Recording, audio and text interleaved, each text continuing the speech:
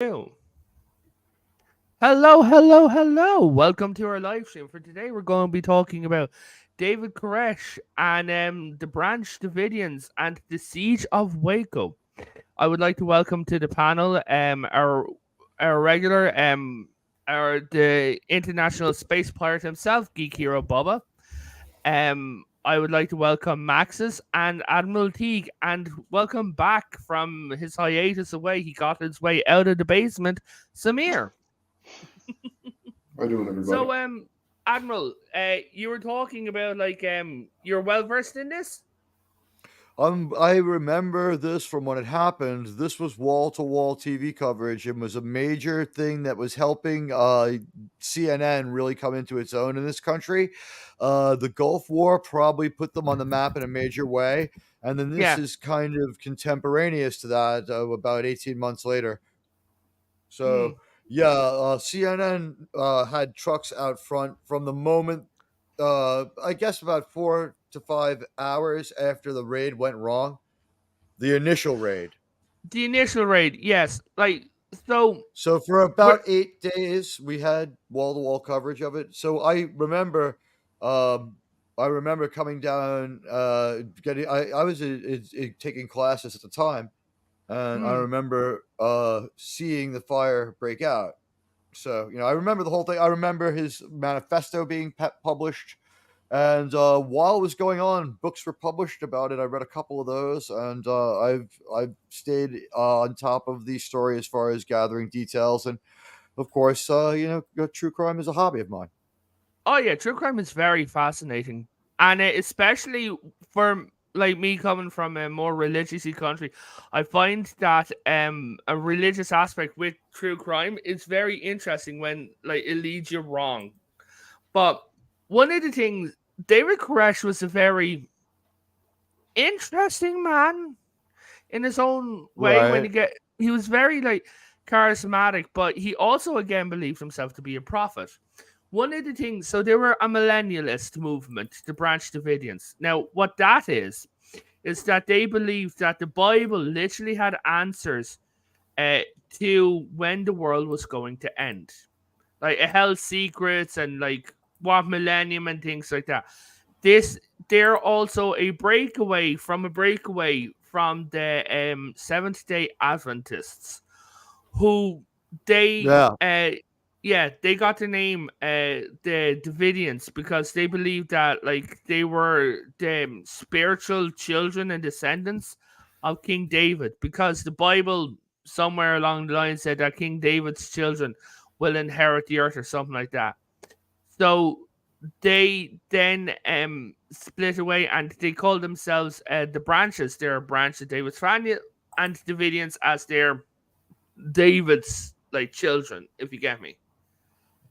Like King David from the Bible, and wherever you find them in all your local religious textbooks.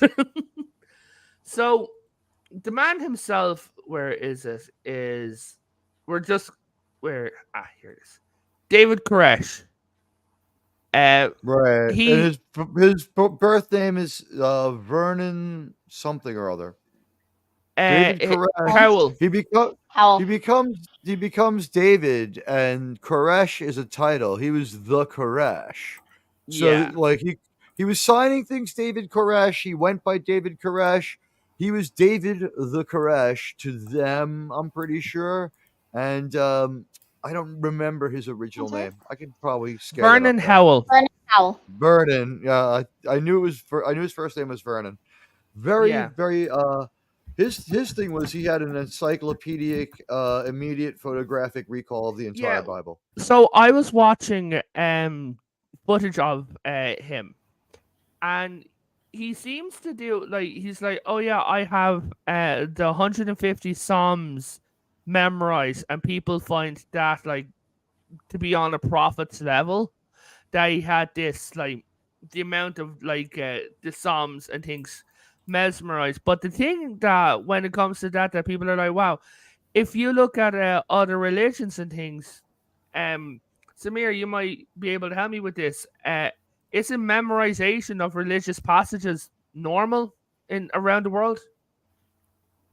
Yeah, in the Middle East and Yeah. in Islam, for example, Muslims, there's a lot of people who memorize the whole Quran. Yeah. Hold on, Bubba. Huge feedback. Yeah. Yeah, so I there are a lot of people who memorize the whole Holy Quran, so it's very common. and I know And the that Bible as too. well. There's Hindus who like memorize the Bhagavad Gita as Yeah, well. yeah. Um, there's Shintoists who memorize. I don't know what their book is called, but I've seen them like memorizing. So this isn't that extraordinary. Like what? Like No, his claims. while it's not that extraordinary, It's he backed it unusual. up with enough intellect and talent, right? That he was a really good performative sort of guy Yes. with this stuff, and he could really weave it into the current events in a way that other people couldn't. Because he's like, if he was a chess master, he's like 5 Bible verses deep into like his theory that he could use to back. He'll be like, "This will come to pass," and then he'll be able like to lay down this biblically sound case. Yeah.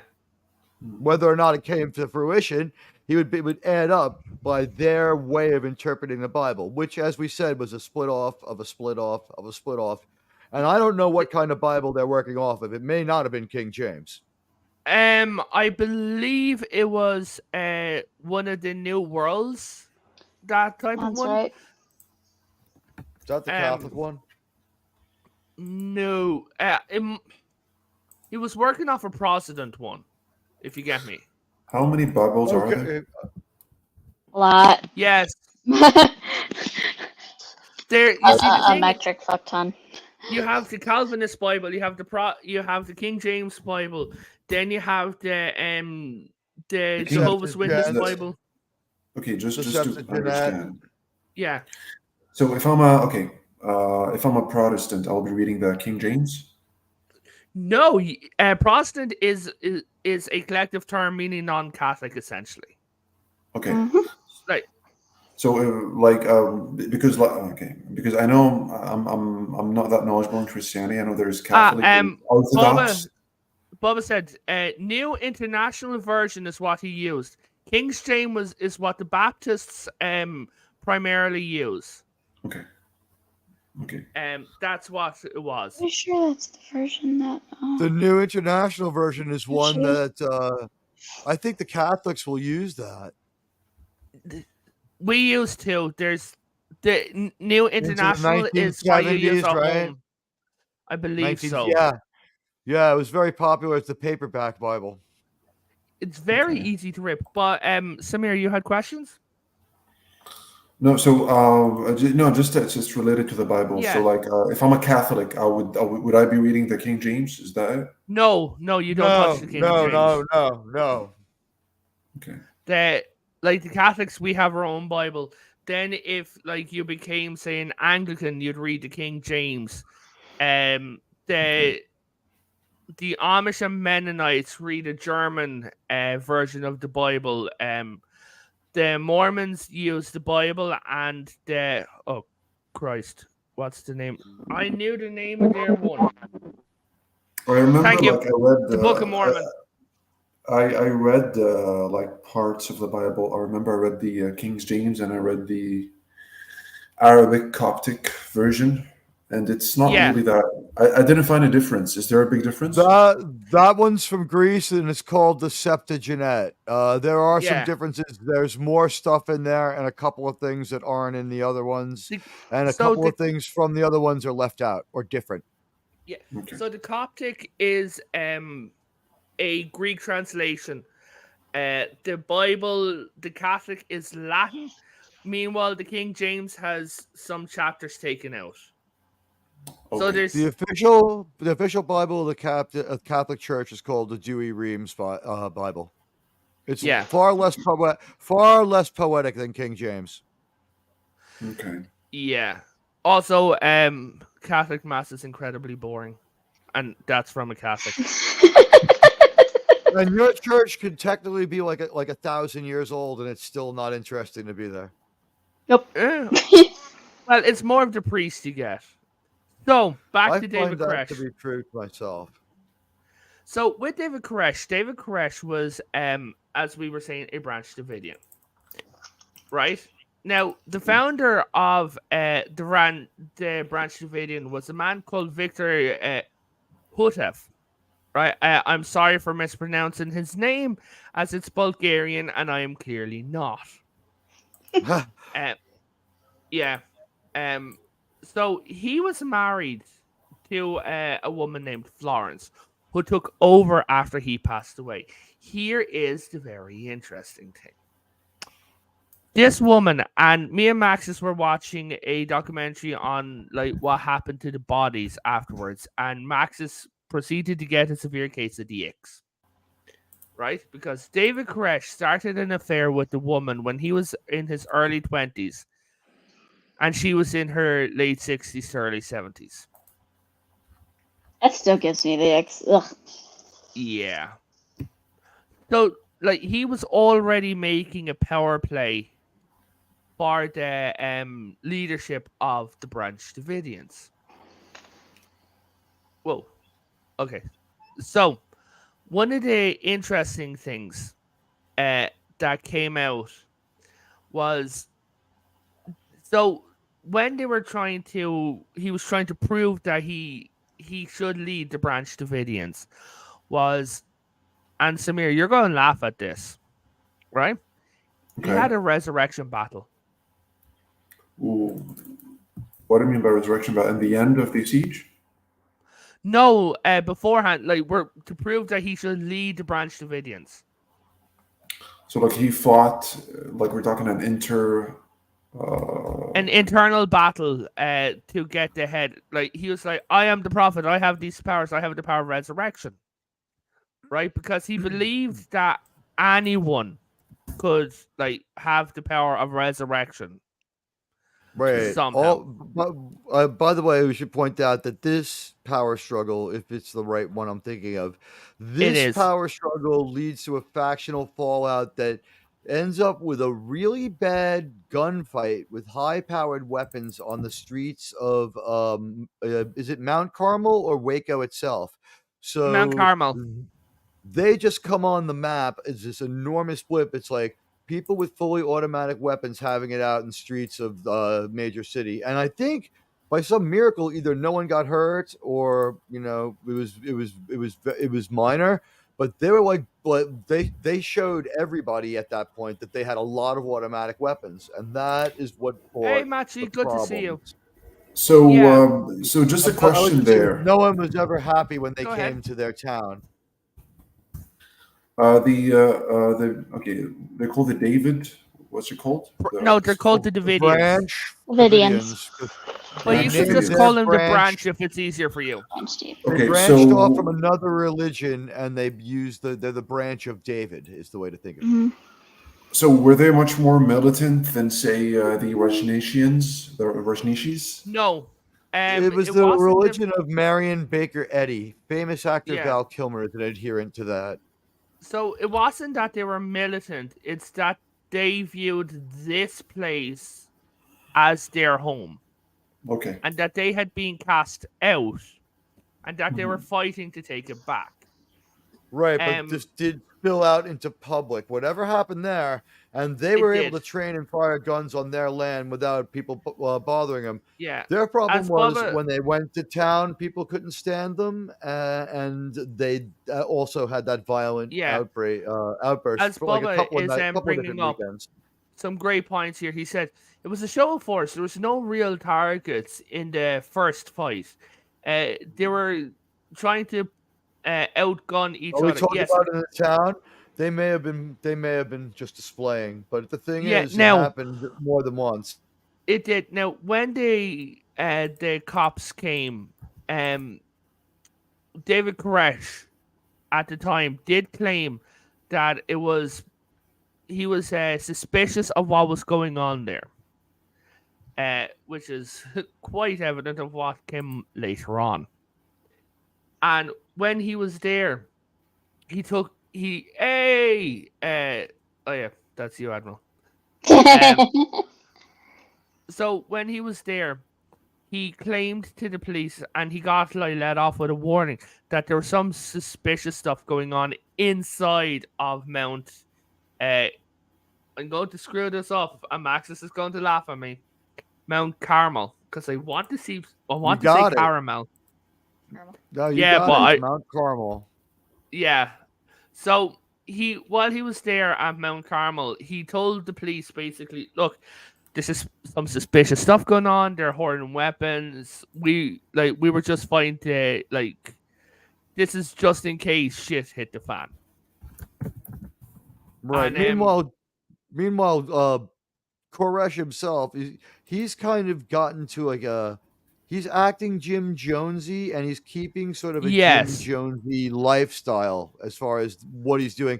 I think we could say safely now he's basically speeding out through most of this. Yeah, one stage he turned around and he said like when he was in control of Mount Carmel, that he was essentially the prophet of God. That in charge of Mount Carmel, the town, or in charge of the Mount Carmel compound? Let's just say Waco. For the compound, or yeah, we're just going to say Waco, meaning the compound, just for simplicity's sake. Understand. Just wanted to be clear on that one. Was a little uncertain. So when he was in charge of Waco, I'll show it again. This building right here, David Koresh basically took everyone's wives again and started sleeping with all the women, which was one of the main accusations of abuse, including minors. I don't know if we're allowed to get into the details of what he was doing, but for whatever reason, they thought it was okay that he did these things that are illegal pretty much everywhere. Maybe if you go to Fiji, I don't know.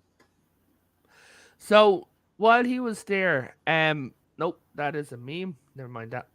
So this is him. Now the thing is, he always looked off. He ended up having a load of children with a couple of different wives. You know, when you run a cult, it's what you get to do. His cult is basically he was kind of running it like a silverback ape. Yeah, so he got in. David Koresh got into a battle in 19. Let's see. I'm just gonna get the year now. It's probably 1990, right? Because 87 since 1991. Oh, okay. No, all right. I'm going back a bit for a second.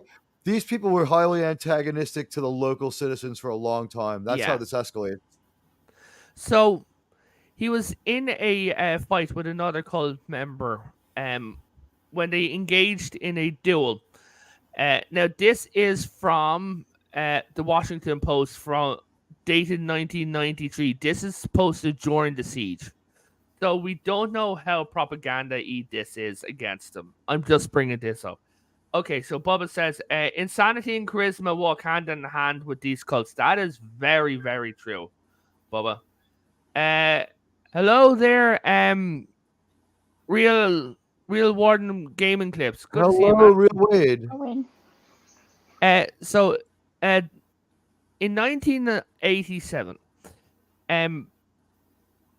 him and this unnamed other cult member engaged in a gruesome duel.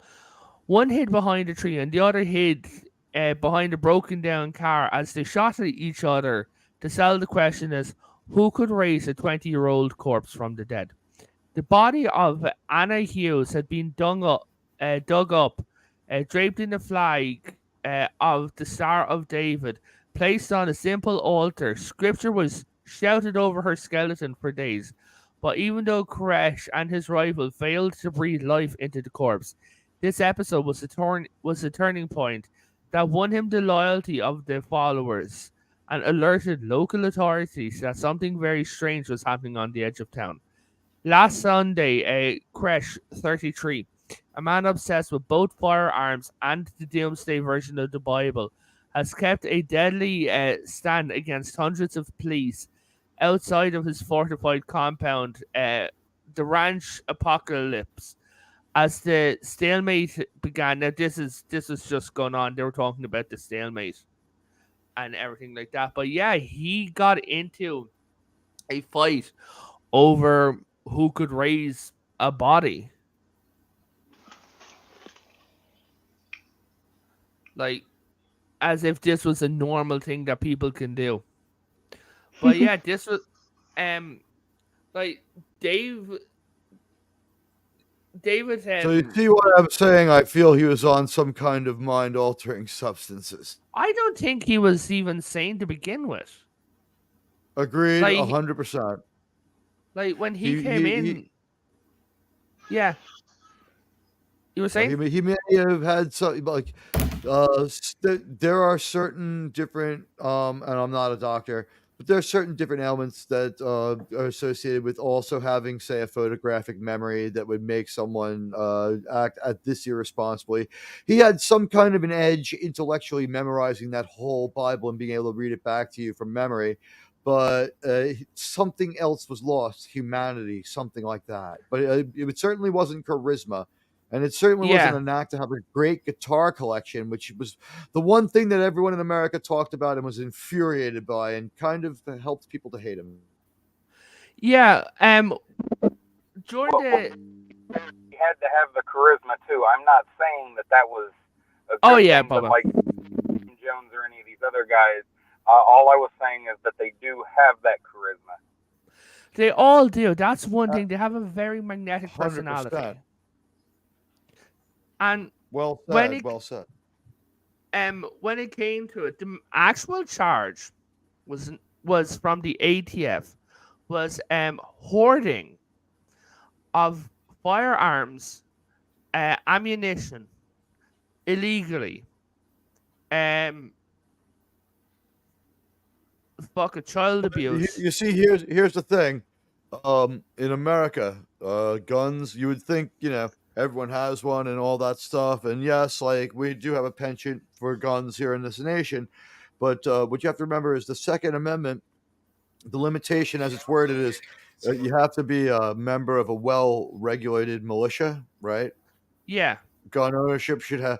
So what he was doing was he was making a bandito militia. You know what I'm saying? So once he starts upgunning into like a road warrior level, he was going to show up as a road warrior faction in Waco. That's when everybody in town just starts hounding the FBI after some of these incidents because they were getting more frequent and intensifying. Sorry. David Koresh instructed followers to fetch and collect their weapons, including AR-15s and a 50 caliber gun. I'm going to get the photos for 1 second now, just showing you some of the guns that David Koresh had actually, stockpiled.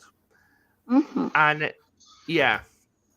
Some of these, the people who were there were claiming that all these guns were for hunting.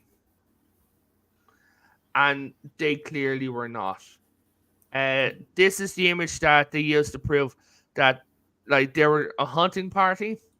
Here's some of the guns that they had received. This is after the siege. I would like to go duck hunting with, like, one of those machine guns in each hand and see how it worked out, huh? Yeah. Kind of fun. So from Geek Hero Bubba, he says, that is why many believe, like himself at this point, that it should have been handled quietly a lot longer before it got out of hand. Very, very true. Yes. After the second or third time, he gets away with basically playing out the events of the movie Road Warrior on the streets of Mount Carmel, shooting machine guns either in the air or at whatever, stop signs. It starts to get to look, kind of bad. And in the United States, there had been several incidents of militant lawlessness at this point. Call it justified or not, stemming from an incident called Ruby Ridge, which is about a 10-day siege in 1991. We'll have to talk about that one day. People. Right. I wasn't going to go deeply into it. I was just going to say that it got a lot of people wondering, and it divided a nation very starkly, and had the president of the United States quit the National Rifle Association for criticizing the FBI. So the FBI and other government alphabet agencies are under heavy scrutiny and criticism at this time in the popular zeitgeist of America. People are wondering about the FBI. Yeah, people are wondering about the ATF. Yeah, Bubba says this is why so many get demonized for having too many firearms. That is true. These guys were bad actors. This was truly what they said it was. So for people in America who knows what the guns are and things, he says LMGs. Seriously, yeah. He exactly. He also you can't own that. You can't own that gun. There's a limit on how much gun you can. You can't have a flamethrower either. Yeah, and he also had a lot of bombs. Now, yes, he had a ton. He was about as well equipped as a small Iraqi division. So let's get to the siege. The siege lasted for 51 days, from April until March. A total of 51 days.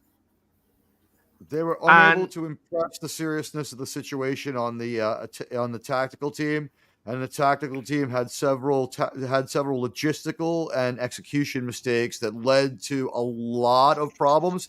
And they thought it was going to be a cakewalk. So they are the first ones to show this film, this dramatic footage of their agents being cut down, because that first initial raid goes so badly, so very, very badly. And the images are heartbreaking and violent. Brutal. I've seen them. They are absolutely devastating.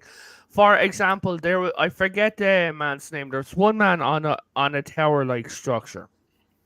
He was shot dead, shot between the eyes. His family asked for them to get his body, right? They had flamethrowers and they had bombs. They had C4. They had grenades. They had homemade Molotov cocktails. The government became convinced that it was actually true, that this guy was going to try to make a move on creating a road warrior fiefdom. This guy was very serious, and he was starting to act out, and he was starting to, the cops were very afraid, and the cops were right to be afraid. Look what he had. Yeah. If he could have built the tank, he would have. So, during the siege, he... in recorded tapes that he was putting out, that he said that he wanted to write. He was able to extort television media time and newspaper footage, newspaper headlines and time for not doing certain things, like these willing hostages. He was extorting. All of that is extorted, but he does get to say a lot of stuff, and America gets to hear what he has to say, and he's got a lot to say. Yeah, including he was writing a manifesto about something called something that their belief said was the 7 seals, and when the seals break, the world ends. Yes, and I would propose that at this point he is probably in Jim Jonesville as far as his state of consciousness. Yeah. Now, we know that, and also he. Sorry, I apologize. No, go ahead. Also, this prediction that he does, it's close-ended. He says when he finishes, he's going to give it up, and everyone's going to come out peaceably. That's how he's able to extort everyone into doing this for him. So everyone gets to kind of see David Koresh on TV ranting like a lunatic, for 1 hour in prime time. And most people didn't find him charismatic, honestly. Well, I would put to you this. By the time of the siege, his charisma had given way to delusion. I would say that you saw what looked like scared people listening to what was a clearly out of touch man who was probably high. And he had maybe $25,000 worth of guitars in that year's money behind him. It was oh, geez, the gaudy display of wealth. Yeah. So from Geek Hero Bubba, he says that he was no longer trying to sound charismatic by then. That is true, because he knew the game was up. At that point. I honestly believe that whatever he was on was running out, and that's just I can't go on a trip to cop any more drugs. Right. He was able to get sandwiches and food. They were feeding him. Yeah, like one of the things that happened was a lot of people managed to walk away and escape throughout the siege. But towards the They end, keep only trade 9. right. Well, they keep trading people who want to leave for more food for the people there, But or one for thing that he wouldn't, electricity for say 10 hours. or one thing that he wouldn't give was the children. He would not Right. give like He hadn't like the gone kid. completely mad. He knew his ace. Yeah. Now, during the actual attack itself, there was a lot of issues. Now, who shot the first round is disputed to this It's, day. I would say anyone who questions who fired the first round, though, it's immaterial when you see the wounded Yeah, ATF agent trying to save the other wounded ATF agent and the amount of bullets impacting on them and around them as they are absolutely gunned down by the blood. The Branch Davidians at this point were bloodthirsty. They believed they had the castle doctrine in their back pocket. They believed yeah. that they had the right to defend the compound. When one of the agents lost his life, what happened was he was on the roof by a wall. I'm just going to bring up the picture now. Not of him, I review. Yeah, like this, right? One of these gentlemen here, I believe it was the man, like leaning down. The Branch Davidians, before they went in, it's this window is where he died, not these exact men. They This shoot wall, they shoot up the first 2 guys to come up there yeah, with that ladder, and one of them gets shot up really bad, and the through other the one gets wall. shot up. They rip loose with what I suspect was an M16 through the wall. With the spacing of the rounds, my best guess is it was an M16 based on the size of the holes. Mhm. But the thing is, they just absolutely with an assault rifle pepper this government agent, a man with a badge sworn to our government. They just blast away at him, and they get his partner, and he might even have been dead right away in the first exchange, but his He partner was. his partner who's pretty shot up doesn't give up on him, and he's trying to save him, and they just blast the partner. So whether or not the guys at the ATF guys were in the right, they were at least brave, and they were actually had loyalty to each other. Like they cared about each other. These were not some sort of men in black. We saw Yeah. compassion. Like there was even fights going on about are they doing too much, because one of the issues that the Davidians, not the Davidians, that the ATF and the FBI themselves had was they started playing animal torture sounds in towards the Ooh. Davidians. Yeah, rabbits screaming. Right. This was both the right and wrong thing to do, but the Yeah. government. Here's the thing: because this guy was willing to waste the hostages, because we had seen him kill it. What was the death toll in the raid? It was about 12 or 15 people wounded and 5 dead.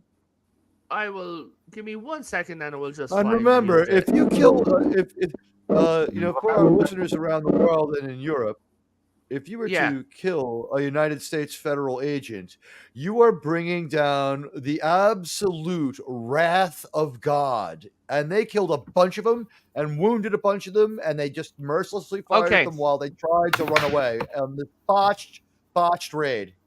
So, casualties and losses. Okay, 4 ATF agents confirmed killed. 16 wounded versus. I nailed it. Wow. Yeah, versus 6 killed in the Branch Davidians on February 28th. 76 killed on April 19th.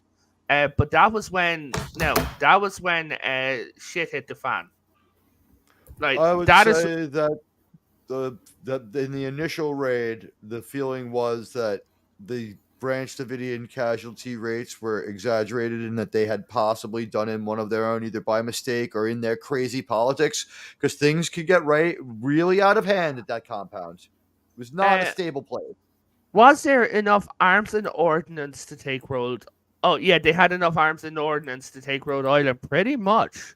Like, The Branch Davidians did, and the thing is, the feds went in with a lighter touch than they wanted to originally because of criticism of what one day we'll talk about, Ruby Ridge. In Ruby Ridge, they were too aggressive. So at Waco, they thought like this is going to be like no big deal, and they didn't realize that the people at the Branch Davidian compound were training daily. And one of the things that they didn't realize that they had was filter masks. Which means that they expected this to come. They knew that this would happen if they were like this level of prepared.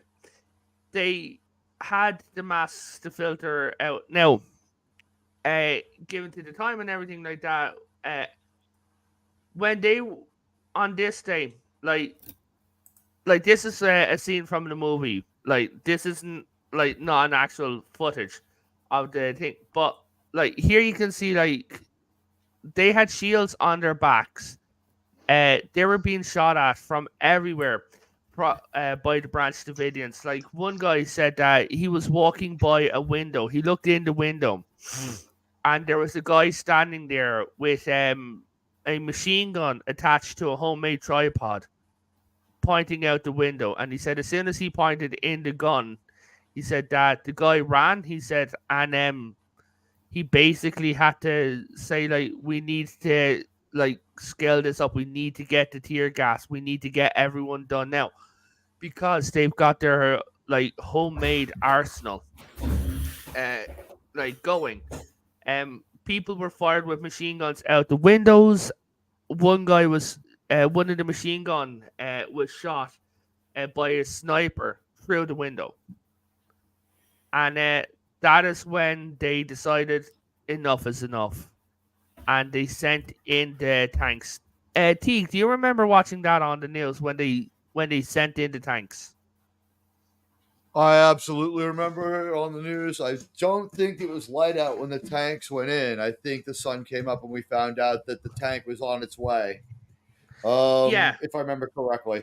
And what happens is that their attempt is they're going to try to push down this compound. Now, for context here, this had gone on so long that a movie about the raid aired in the time it took to sweat them out. They really didn't want to look like they were being too forceful. And then what happened was public opinion was so anti-Branch Davidian, and they were seen as so foul, and it was starting to look like this event starts to weaken the authority of the United States federal government in the eyes of many. Is the best way to put it.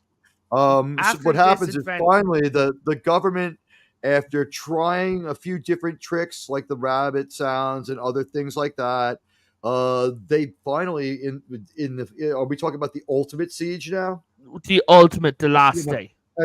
On the ultimate siege, what happened was David Koresh had reordered his countdown to extend like another 65 days of writing and ranting on American TV. So the American public now hates him. No, and he ran out of people who wanted to leave. Now everyone's like, you know what I mean? Like cults get like really culty. Like no. So like the children, he's not going to give them up. Whatever drugs he had, he's probably running out of them, right? So he's just like, he doesn't give a shit. And he's also probably, even under a sober person who didn't do anything, would have been in like Vision Quest level tripping, because he's not sleeping. He's dealing with a federal siege, and like government agents are kind of considering sniping off Branch Davidians, like, and the American people considered them to be deeply anarchistic traitors, and a few people found them to be appealing. And so when the tank rolls in, the fire breaks. What happens is there's a lot of smoke for a really, really long time before there's fire. Now, they actually sent smoke bombs in, and they actually killed a couple of people, and they allowed the Branch Davidians to bury him. The Branch Davidians true. That was a lot of time between the first siege and the second.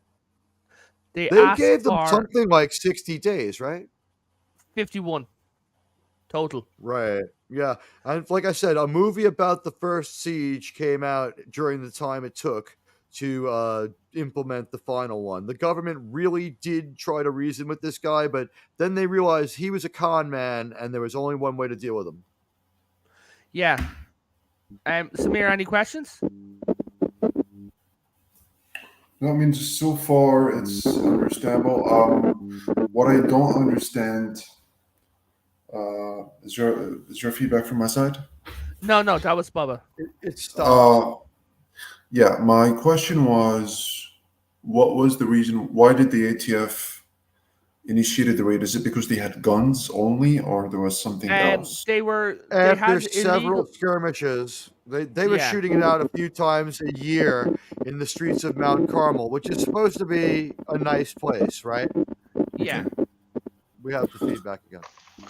Yeah. They were. It was starting. They're starting to look to people in Mount Carmel like he was going to go like have like a little road warrior operation and just start having a little fiefdom out by this compound because he's trying for that. Okay, here's an interesting question. Yeah. Do you see any parallels between the Waco and the Brent? I'm sorry. The name is Branch Davidians. Branch Davidians. Branch Davidians. Branch Davidians. Did you see any parallels between the Branch Davidians and the group from the Rajneeshis who made this Rajneesh town back in Oregon? Very much. There are very much so. several interesting parallels. Yes. Okay. Yeah. Why? Okay, so back then, and it's actually they were much more hostile. Okay, so if we're going to be looking, like I'm not sure about what exactly happened, like the details that led up to the Waco siege. I've seen the documentary The Wild Wild Country, and it seems that like the cult of the Rajneeshis, they did much more harm to the nearby town by trying to literally hijack an election or try to literally spread a disease in a town. And I think it was in Oregon. No, you know what? This was equally dangerous. Those people, or if anything, were probably far more successful because I think they last longer. What's going on is like Waco and Mount Carmel are supposed to be okay places to live, right? People have a certain expectation of what America's like. And you've got this wild man who has these people who are going to listen to him, and he's preaching crazy nonsense, and they're trying to convert people all the time. So they're a presence in your town for like, say, 15 years, right? And they're just a thorn in everyone's side, to trying to live life. They're bothering people, and like you want them to stay away from your kids, and like that's the one thing they really want to do is convert as many people as they can. So there's ongoing friction. It escalates into a gunfight. That gunfight seemed to be isolated and nothing happens for a while, and the police kind of start sizing them up. And while that's going on, they're not even cognizant of this because they could care less about legal authority, and they're living by their own code on that compound. And people are just happy enough that they leave town eventually. Like the worst thing in the world was when the Branch Davidians came to town. And what happened was as they became chestier and full of themselves, they came to town more and more. Sorry. Yeah, and one of the main charges of the Branch Davidians was during the Waco siege. The Branch Davidians still exist to this day. They are still members. And they're big in Australia. For them, they're big for them in Australia. But the thing is, there's two more breakaway groups. They can't stay together. But the thing is, one of the main charges that got a lot more ATF, given how many kids they were, was that David Koresh was having inappropriate relations with underage girls and children. And that this was rampant throughout the group. So that is what got him there. Now, on the last day, the place was covered in smoke. This is what we know, right? Now, it came out years later in the in court cases that either the FBI or ATF, no one knows who fired the first shots because an ATF agent claimed that he himself knew he was the first of the ATF to fire shots at to kill the dogs, but he later retracted his statement. Then people said that they heard gunshots from what came from within, but they're not sure. Right. The context of who fired the first shot changed from who fired to do tactical things, because then you'd also have to say somebody also shotgun blasted off a padlock chain fence too, right? So that's a gunshot as well. But as the context switched from who fired the first shot to who started shooting at people first, and I believe we'll never know the actual truth. Maybe it we'll was never know who both. started that fire. It might have been a mutual exchange of fire. If the snipers are doing their job when they're seeing people training their guns on their people, they're going to just fire. So that is possible. But the thing is, the Branch Davidians, the audio proves that there's overlapping fire. So like it's really nebulous. The thing I would say is this. It sounds like there's a lot more heavy fire than there was medium and light fire. And the more medium and light fire would be the ATF. It was the Branch Davidians who had the heavier weapons. And you can just, does it really matter who fired the first shot when LMG gets pointed at any one person? But the reason why I bring it up is it is a controversial issue when it comes to this. So I'm just bringing it up. Right. So, to be clear, since it's so controversial, I just thought we should be very clear. Like, their guns were used as tools. Guns were used to kill dogs. Unfortunate that the dogs had to be killed, but they were hoping to save human lives, I think was the idea. So the problem is when they started tearing down the building that the people were trying to leave and they ended up getting trapped. Or they were held at bay is the government's account. Yeah. So either way, there was people inside. And now, from what we know is David Koresh was found with a bullet hole between his eyes, right? In a room with another man in there. Now, David Koresh's body had to be reconstructed because it was crushed. Like, absolutely. Like, all right, for those of you, if you haven't seen it, if you haven't seen the siege at Waco and the video, you're really it's something to see. It lasts a long time because for a while there, what they do is they knock down a wall and they're trying to get them to come out still, like just come out, give up the children, Koresh. You're gonna have to answer your crimes, like that.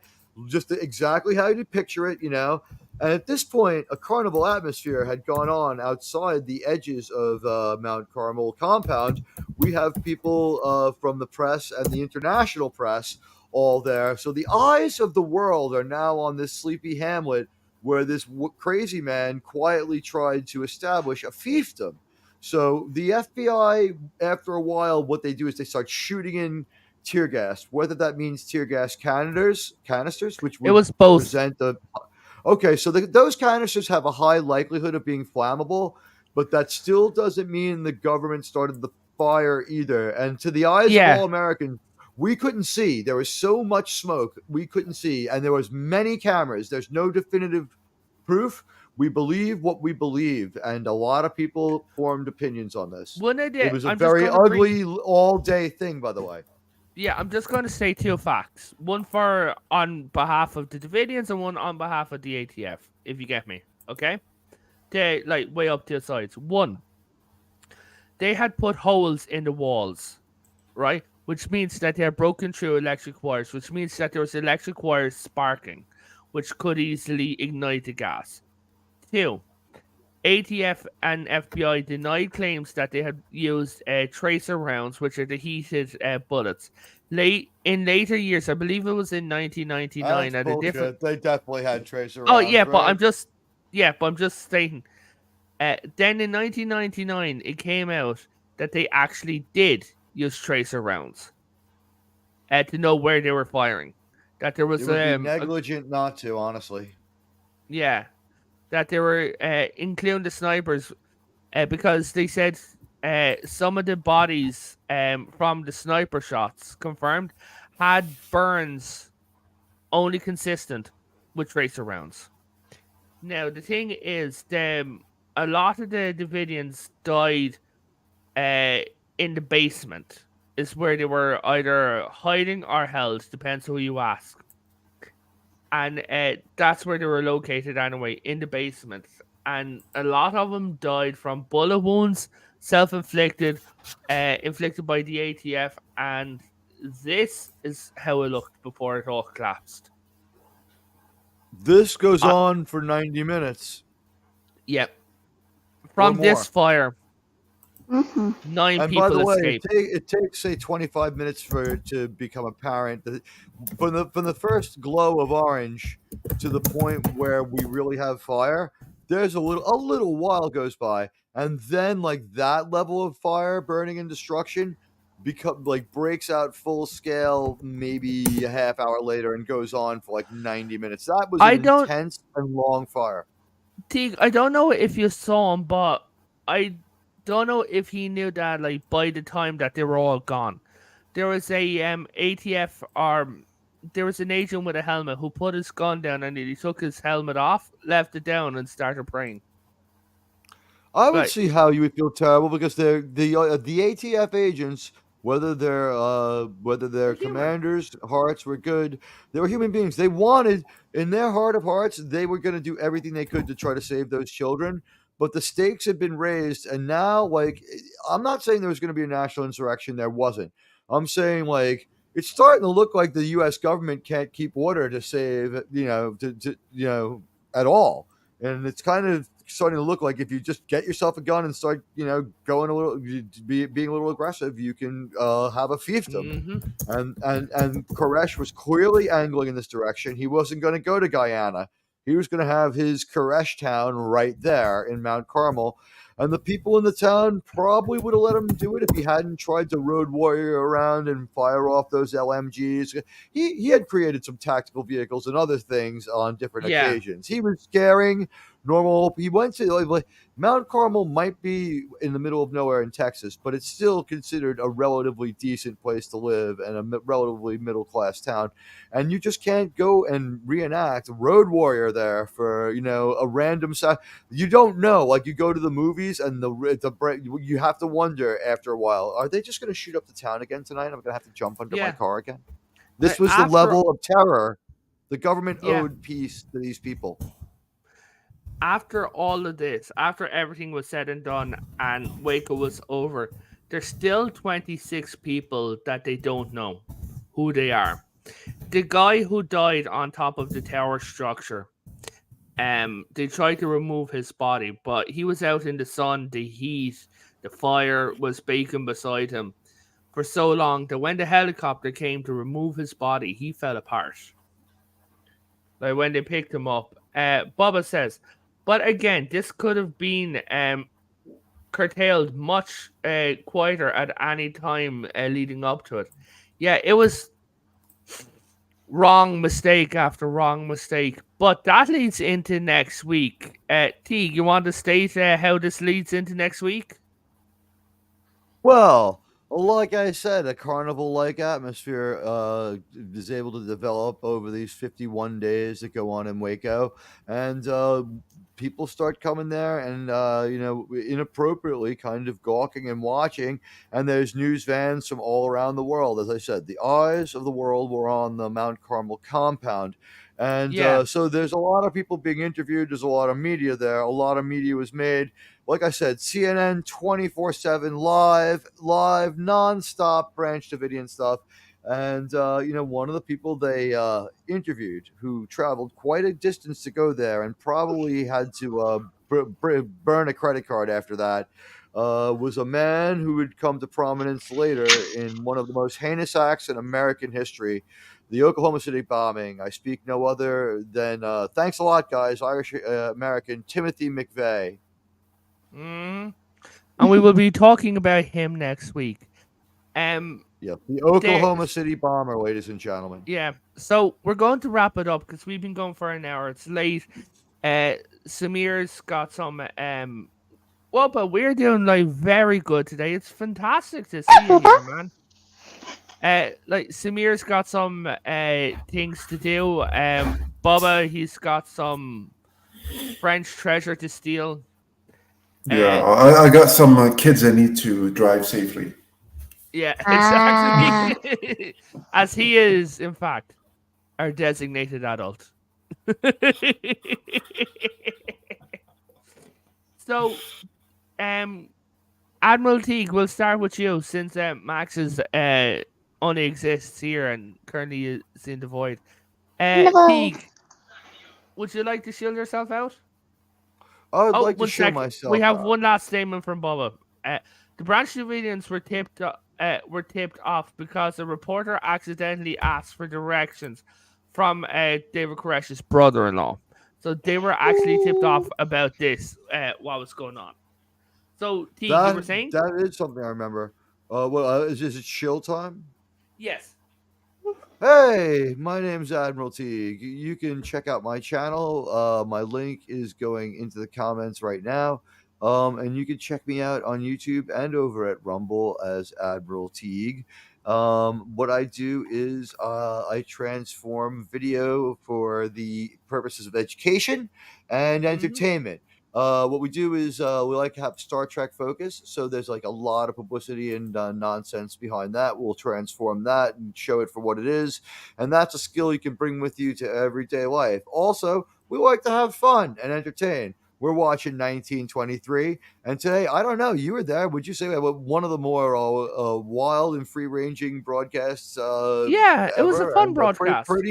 Pretty well attended too. Yeah. Yeah. And we watched a Star Trek episode all together, and everybody just had a real good time. And I'm on Fridays from 4 p.m. United States Eastern Standard Time till about 8 p.m. And I'm on Sunday nights. I will not be on this week because it's Labor Day in the United States. But Monday with Roman of the Empire, who's a great guy, I will be debating not really debating, but presenting the State of the Union of Star Trek, which is a disaster now, but still fun to watch. You coming back for Ahsoka Wednesday night? Yeah, it seems like it comes at a time in my country where I can easily do it, and it would be fun. Yeah, Ashoka Wednesday sounds like it's something I could almost definitely do. Yeah, I've been watching it. It's a strange show, huh? Yeah. Well, so I'll move down to Samir. Samir, is there anyone you want to shield or anything you want to like push? Just go out and watch Oppenheimer and Gran Turismo. Fantastic. So, for our friend here, Geek Hero Bubba, for all our Geek Hero Bubba news and entertainment, if you'd like to see him smacking down libtards and SJWs all over Twitter, go check him out on Twitter. It's at Geek Hero Bubba. There you will see him getting into constant fights and like handing people their asses. Go and check out our favorite werewolf, Forvitian Guard. He's like doing a lot of games and gaming streams over on his channel. So go and check him out. And that's everyone. So thank you all for coming. Thank you all for watching. Thanks everyone, Philip, Jet Spark, Matt G, this guy.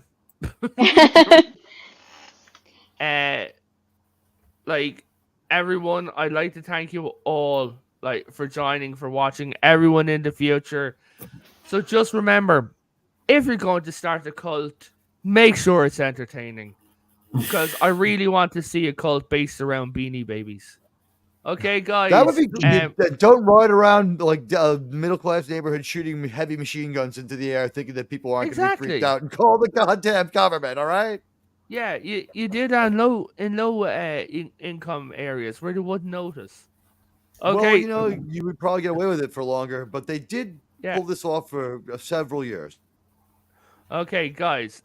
So thank you all. God bless. Good night, and have fun.